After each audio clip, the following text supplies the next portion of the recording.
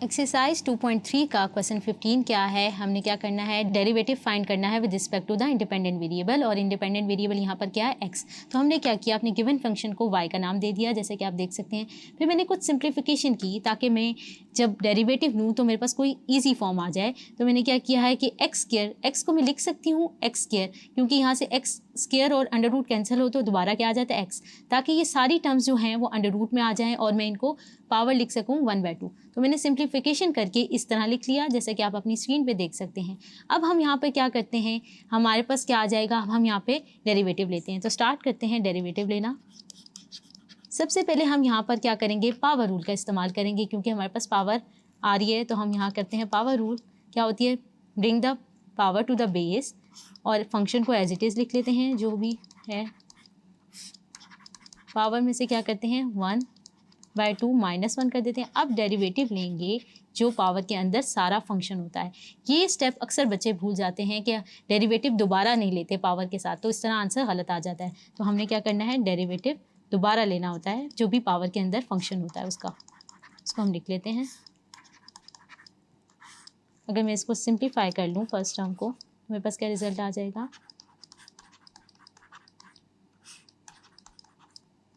क्या आ जाएगा 1/2 -1/2 बन जाएगा। और यहाँ से डेरिवेटिव ले लूँ। अब यहाँ देखें हमारे पास क्या है, दोनों जो हैं हमारे पास क्या है, फंक्शन जो हैं वो क्या है, डिनोमिनेटर में भी एक्स का फंक्शन है और न्यूमरेटर में भी। तो यहाँ पे हमारे पास क्या होगा, कोशन रूल का इस्तेमाल होगा। कोशन रूल क्या कहता है, हमारे पास a - x क्या हो जाएगा, स्केयर, डिनोमिनेटर में जो भी हमारे पास टर्म होती है वो स्केयर, वो as it is derivative of first function. यहाँ पे फर्स्ट फंक्शन क्या है, ये f(x) है, और ये क्या है, डिनोमिनेटर में g(x).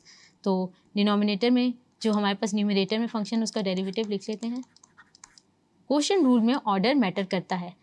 तो हमारे पास क्या है, यहाँ पर क्या आ जाएगा, a, ये हमारे पास सेकंड जो फर्स्ट फंक्शन है अब वो एज इट इज़ रहेगा, और डेरिवेटिव ऑफ सेकंड फंक्शन लेंगे। सेकंड फंक्शन हमारे पास क्या है, ये वाला g(x). तो इसका हम डेरिवेटिव लिख लेते हैं।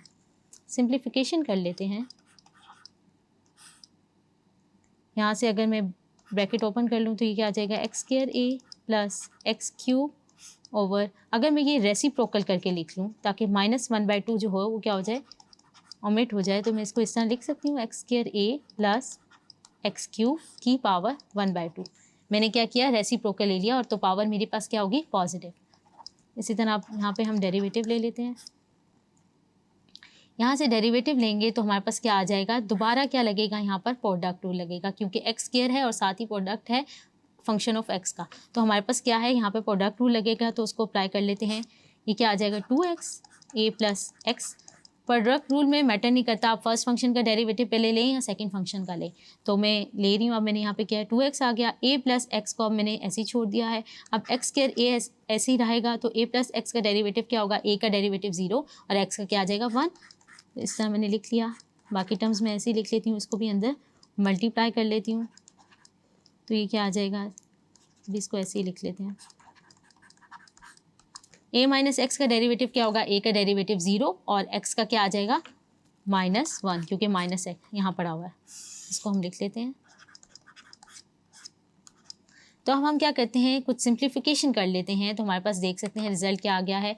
हमने क्या किया, सिंप्लीफिकेशन किया और हमने डेरिवेटिव्स लिख लिए, और हमने यहाँ से ब्रैकेट्स ओपन कर दी, तो टर्म्स को लिख लिया। अब हम क्या करते हैं, लाइक टर्म्स जो हैं कंबाइन कर लेते हैं। जैसे कि आप देख सकते हैं मैंने क्या किया, ब्रैकेट्स को मल्टीप्लाई कर दिया, तो ये रिजल्ट आ गया।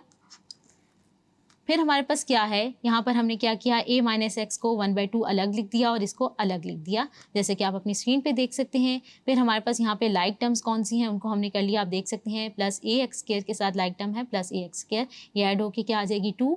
इसी तरह ये वाली टर्म ऐड हो जाएगी, किसमें ऐड हो जाएगी, हमारे पास क्या आ जाएगा 2ax²।